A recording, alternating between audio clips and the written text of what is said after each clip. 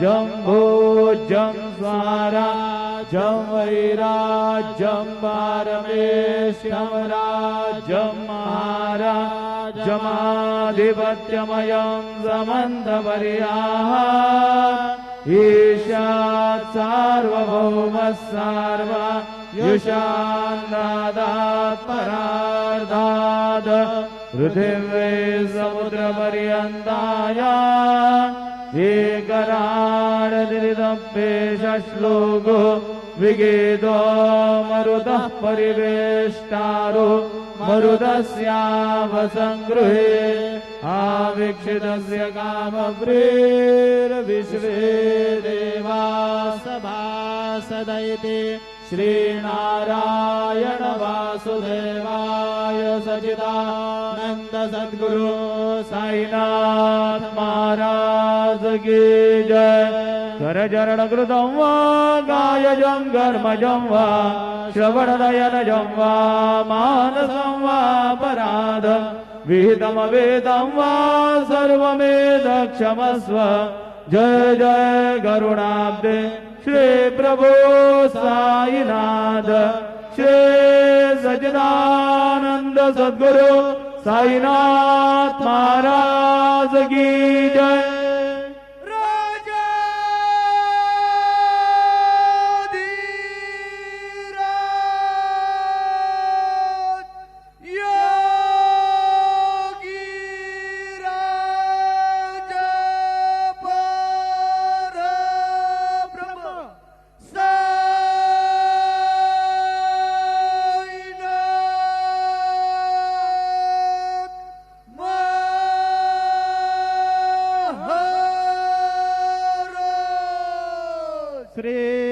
सच्चिदानंद सद्गुरु साईनाथ महाराज की जय।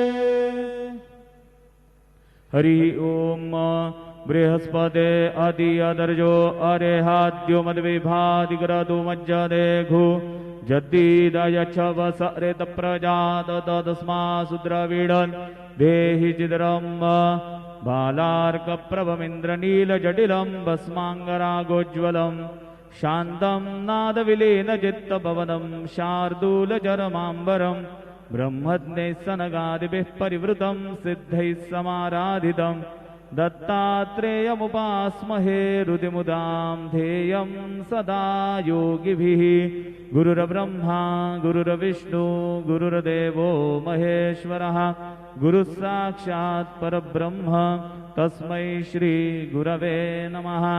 सद्गुरु साईनाथ देवताभ्यो नमः। सायं पूजनार्थे चरणकमलेभ्यो नमः। चन्दनं समर्पयामि चन्दनस्योपरि अक्षतां समर्पयामि। कुलायिनि घृतवती बुरन्धिः स्योनेसीदसदने पृथिव्याः अभितवारुद्रावसवो गृह्णन् द्विमा ब्रह्मभिः सौ भगायाश्विनाध्वर्जु सादयतामिह त्वा। हरिद्रादि सकल सौभाग्यमांगलिक द्रव्याणि समर्पयामि। ऋतुकालोद्भव पुष्पं समर्पयामि। सुमाल्यानि सुगन्धीनि मालत्यादिनि वै प्रभो मया नीतानि पूजार्थं पुष्पाणि प्रतिगृह्यताम्। ऋतुकालोद्भव पुष्पं समर्पयामि। सायंकाले नैवेद्यः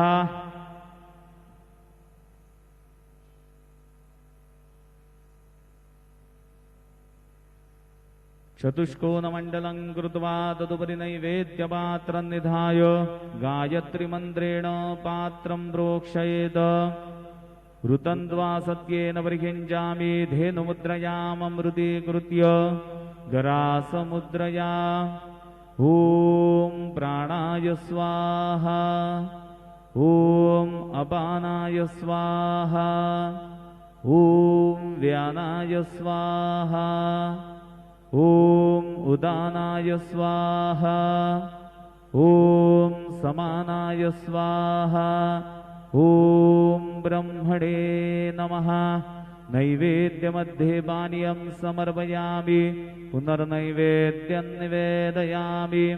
ॐ प्राणाय स्वाहा ॐ अपानाय स्वाहा ॐ व्यानाय स्वाहा ॐ उदानाय स्वाहा ॐ समानाय स्वाहा ॐ ब्रह्मणे नमः नैवेद्यं समर्पयामि हस्तप्रक्षालनं समर्पयामि मुखप्रक्षालनं समर्पयामि शेषोपचारार्थे प्रार्थनापूर्वक नमस्कारं करोमि श्री सच्चिदानंद सद्गुरु साईनाथ महाराज की जय।